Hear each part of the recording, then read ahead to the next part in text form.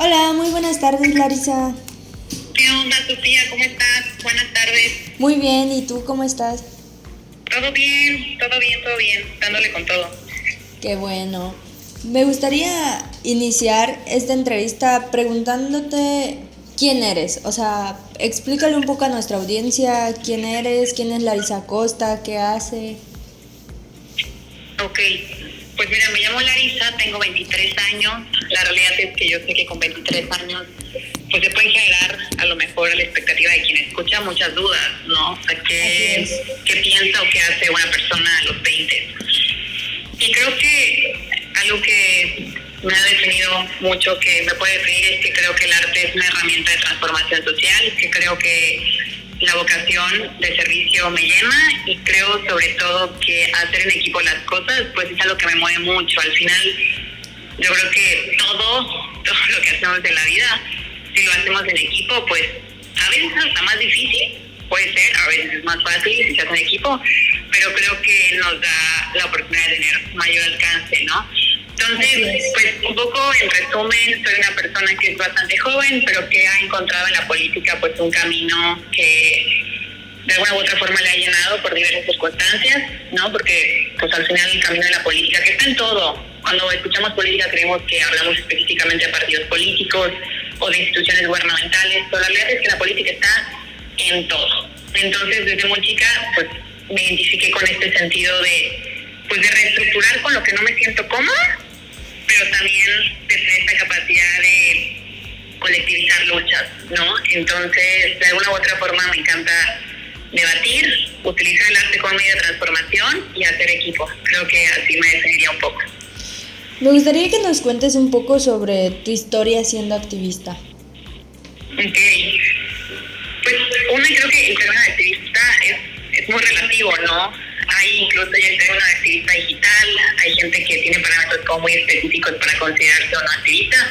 Yo creo que soy una persona que a los 11, 12 años se dio cuenta que generar espacios de debate pues era muy positivo, porque en México y en Latinoamérica en general pues tenemos, Sofía, como una cultura de repeler la discusión, ¿no? Incluso cuando utilizamos la palabra discutir pues creemos que estamos peleando o que no estamos como en sintonía con las personas. Y la realidad es que la única forma de construir nuevas ideas o nuevas propuestas es a través del choque de otras ideas, ¿no? Entonces, pues como a los 11 y 12 me di cuenta más o menos de esa edad que disfrutaba muchísimo debatir, me metí cañón al mundo del debate, o sea, era una ñoña del tema del pensamiento crítico, y me concentré en eso hasta por ahí de los 17. O sea, mi vida era los espacios de debate. Yo impulsaba que se crearan en escuelas y en instituciones educativas equipos de debate. Entré a la universidad y empecé no dejé ese camino, pero empecé como a meterme a otros mares, ¿no? Me di cuenta que el feminismo, por ejemplo, era una cuestión que aunque en ese momento, en 2017, 2018, no era tan común que te organizaras con tus amigas para ir a una marcha, pues que yo podía ir sola.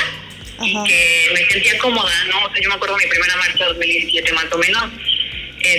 Fui y me encontré a una maestra en la universidad, me encontré a una amiga, hice amigas ahí, ¿no? Entonces ahí empecé a descubrir como otra área, pues, que no había descubierto antes,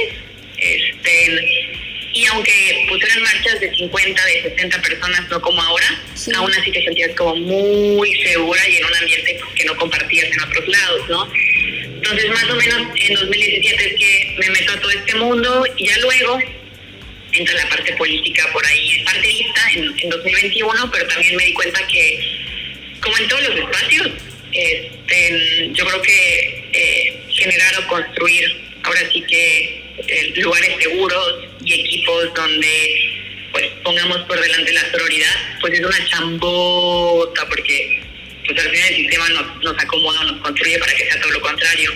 Así es. Entonces, cuando me di cuenta que en la parte partidista pues también podía hacerlo y que era un reto el doble de grande, porque entrar, o sea, al final yo coincido mucho con esta idea de que no hay partidos políticos feministas, ¿no? Sí. Y puede generar mucho debate esa idea, pero creo que el punto aquí es, sí, no hay partidos políticos feministas, pero sí hay feministas dentro de partidos políticos, y lo que hay que hacer cuando estamos adentro es como generar que la entrada sea más fácil para estas personas que concuerdan con nuestras ideas y que al final están entrando a una institución no política, y que solo haciendo equipo pues vamos a lograr que estas instituciones pues ahora sí que tiendan más a la forma y a las narrativas que nosotros manejamos. Me agrada bastante esa idea de que no hay partidos feministas, pero sí hay gente feminista dentro de los partidos políticos. Ya mencionaste que eres mujer y que eres joven dentro del mundo de la política. Debido a esto, ¿alguna vez has sufrido algún tipo de rechazo por estas dos situaciones cuando se mezclan? Yo creo que, o sea, es súper extraño poder como explicarlo, pero no lo sé, o sea, creo que sí lo sé, pero es difícil de explicar o ponerlo en palabras. Creo que cuando estamos en la calle y estamos como generando nuestras actividades, nuestros proyectos, la gente suele abrir las puertas y ahora sí que los oídos para escucharte de una forma muy fácil, porque al final una persona de 20, 21, 19 o 23 años como yo, no es común que esté liderando en un espacio político. Así es. Entonces cuando se dan cuenta, pues cuando te perciben y saben tu edad y demás, pues se abren muy fácil a escucharte. Y sí refrendan que es algo que les gustaría que hubiera más. O sea, como que sí hay una respuesta muy específica y muy puntual de me encanta que haya jóvenes en política.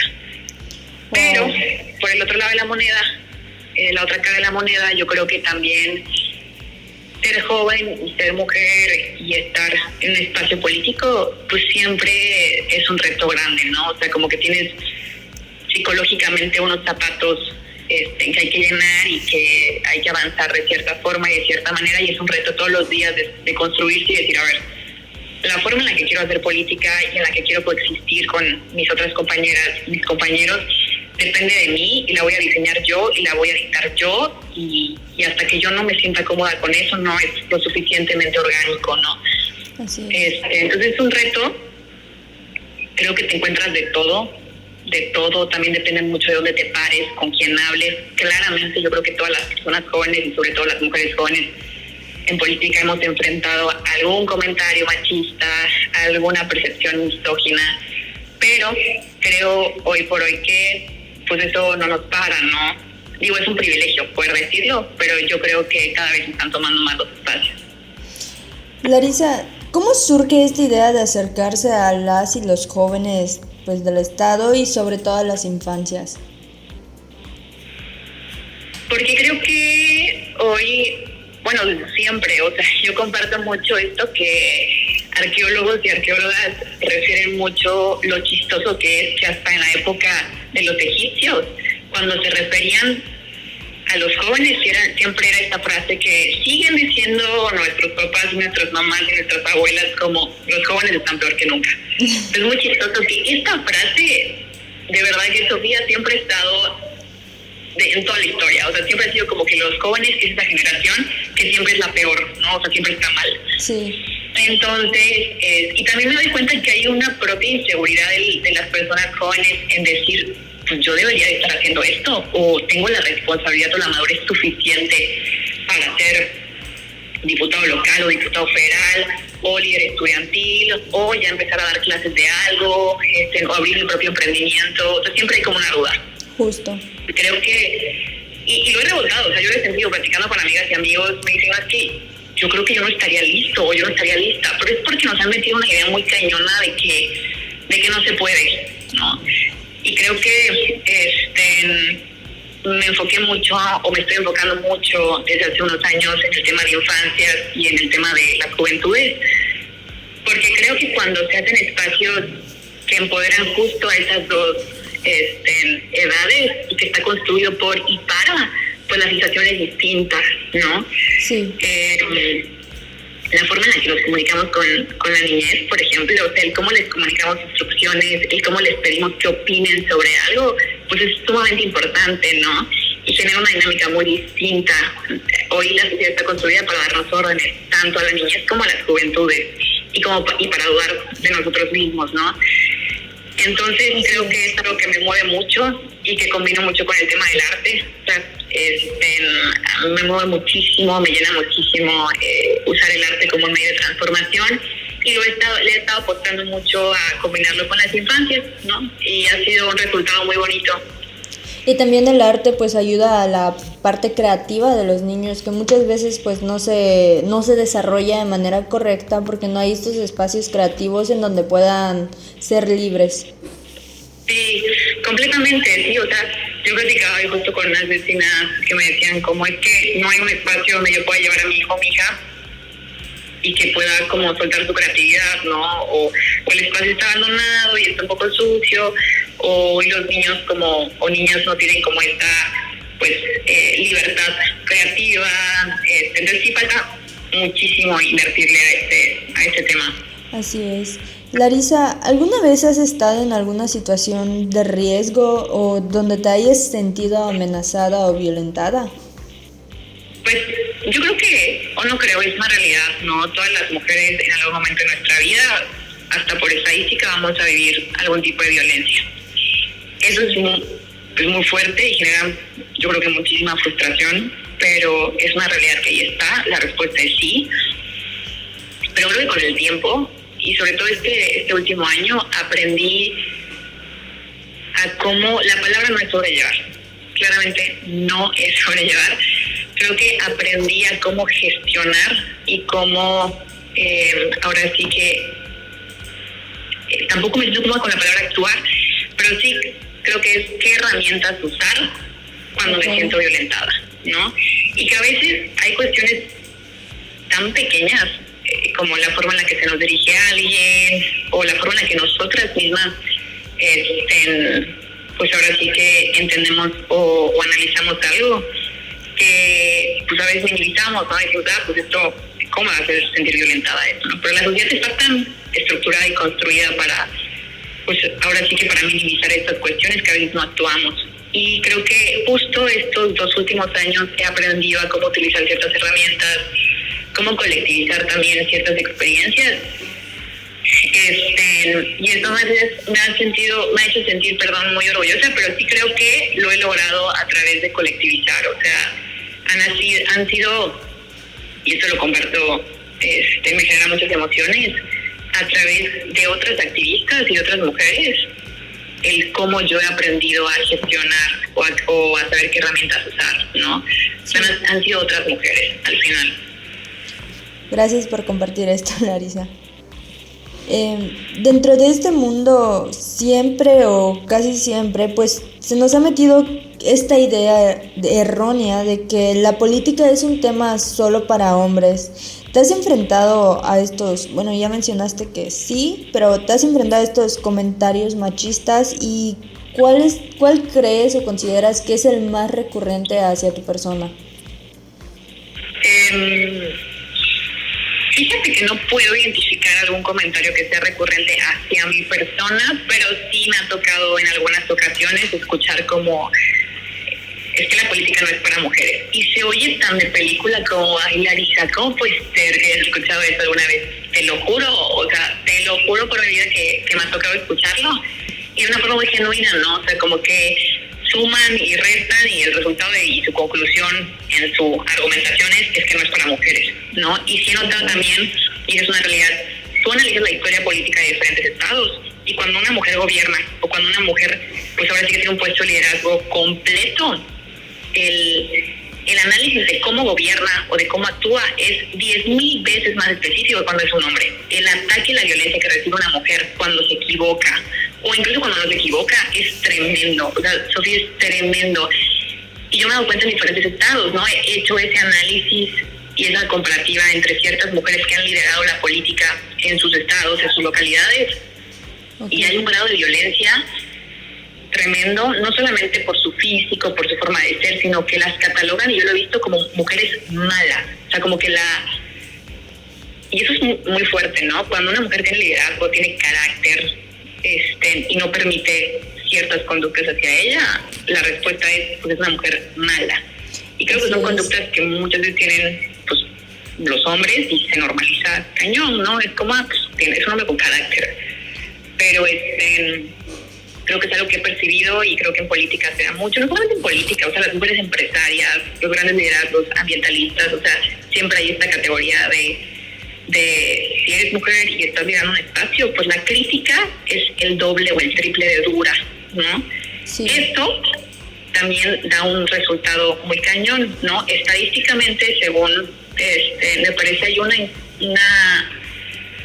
una fundación que se llama Leadership, no recuerdo exactamente en qué año fue la encuesta, pero hubo una percepción general en varios países que explicaba que las personas sienten que hay más, o sea, que las mujeres líderes son mejores líderes, que tiene que ver con un tema de percibir, pues ahora sí que la capacidad de actuar después de que hay algún conflicto o alguna situación de crisis. La percepción de las personas es que las mujeres entran con mayor rapidez y con mayor eficacia, ¿no? Creo que tiene que ver con que también tenemos retos mucho más grandes y nos toca aprender desde más chicas, pues cómo reaccionar, porque tenemos un doble depresión o lo que fuera, ¿no? Así es. Y en parte creo que estas situaciones se dan porque pues muchas veces es mejor poner a villanos que mostrar héroes. Es ocultar que tal vez están ayudando de manera positiva y que están ofreciendo algo muchísimo mejor de lo que un hombre podría hacer. Considero que muchas veces da miedo porque es algo con lo que no se nos ha acostumbrado, es algo con lo que mucha gente no está acostumbrada, tristemente, y prefieren poner a las mujeres como villanas, así como mencionas, como las malas de la historia, con tal de pues seguir teniendo héroes hombres. Sí, y sí creo que también hay que, o sea, recalcar algo, ¿no? No es un tema de hombres contra mujeres, mujeres contra hombres, es un tema de Así que es. el machismo nos afecta a ambos por igual, o sea, A todos. la carga que un hombre tiene porque la sociedad le dicta que tiene que ser el líder perfecto y no tiene que llorar y no tiene, hace que quienes tengan la tasa más alta de suicidio sean los hombres, ¿no? O sea, hay que decirlo como es.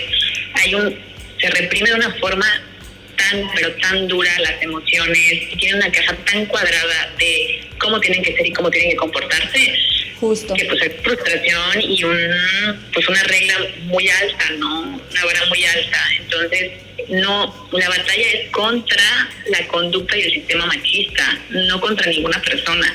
La batalla es contra las conductas machistas. Y eso cuesta mucho trabajo digerirlo, pero yo creo que hace falta mucho por reconocernos, entender que el machismo y las conductas misóginas nos afectan a todas las personas, a todas. Sí, y me parece bastante interesante que lo menciones porque es la verdad. Es muy cierto que la tasa de suicidios en hombres es muchísimo más alta, y tal vez por esta misma situación de que tienden a reprimirse, tienden a guardar todas sus emociones, y pues todo estalla, todo en algún momento se quiebra, y muchas veces al no poder soltarlo pues terminan en estas tasas. Así es. Sí, completamente de acuerdo. Larisa, ¿qué consejo le darías a las niñas y jóvenes que quieren incursionar en el mundo de la política pero que aún tienen pues miedo? Que nadie les diga cómo hacerlo.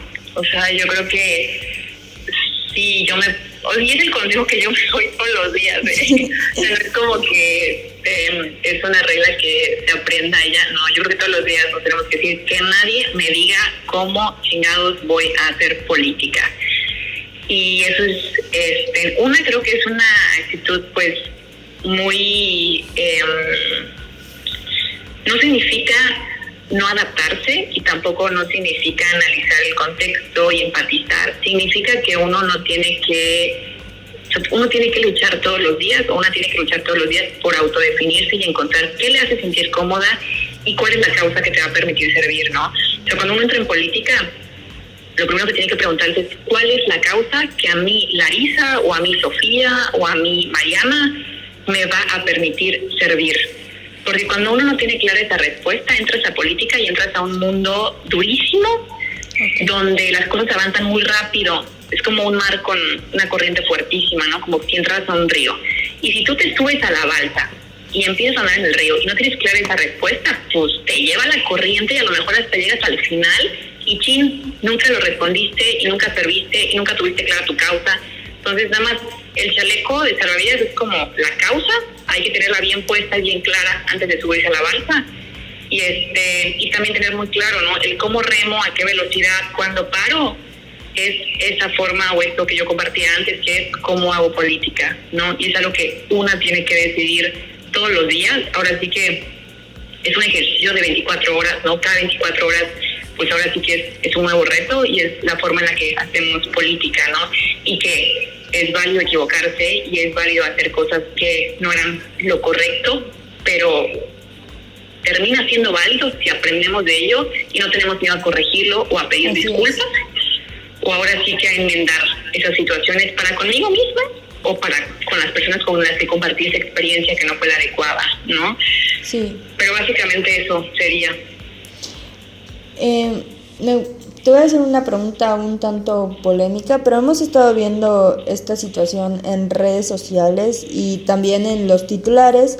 ¿Y qué opinas de esta situación de que están poniendo en mantenimiento los monumentos? Incluso ya vimos que quitaron las letras de Mérida a horas de la marcha, a días de la marcha.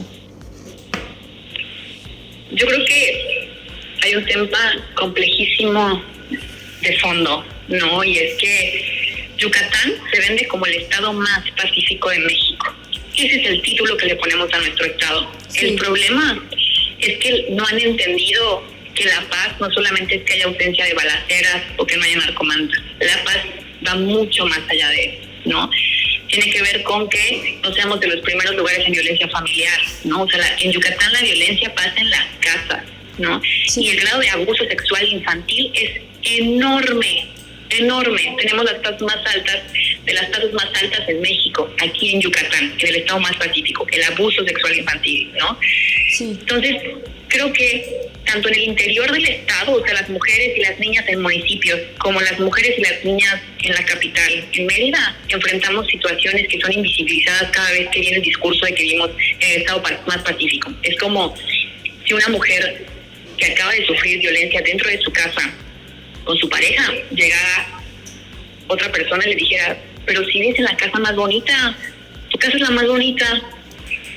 Esa es una analogía, es una comparativa precisa con lo que pasa cuando tenemos el primer lugar en suicidios, cuando las tasas de abuso sexual infantil son altísimas, cuando las tasas de violencia familiar son altísimas, y el Estado viene con su publicidad de, pero vivimos en el mejor lugar para vivir, ¿no? Sí. Creo que la frustración es muy grande y creo que ahora sí que hayamos tenido, pues ahora sí que una persona dentro del gobierno que haya, o que el gobierno más bien se atreva incluso a, pues ahora sí que señalar o a decir que lo que hacen las feministas está mal, pues habla mucho de quién o cómo nos gobierna, ¿no? Sí. Creo que aquí el tema es por qué hay tanta frustración y por qué hay acciones que a mucha gente le incomodan, ¿no? Creo que se trata de informarnos, de entender qué está pasando en el Estado y de tomar cartas en el asunto.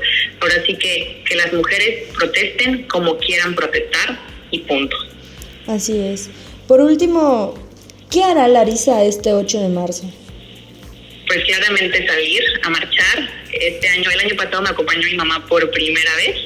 Wow. Y fue súper cañón porque primero estaba nerviosa y ya después la vi brincar, marchar, estar súper alegre. Este año mi mamá no me va a acompañar, pero viene mi hermana. Wow. Marchar conmigo.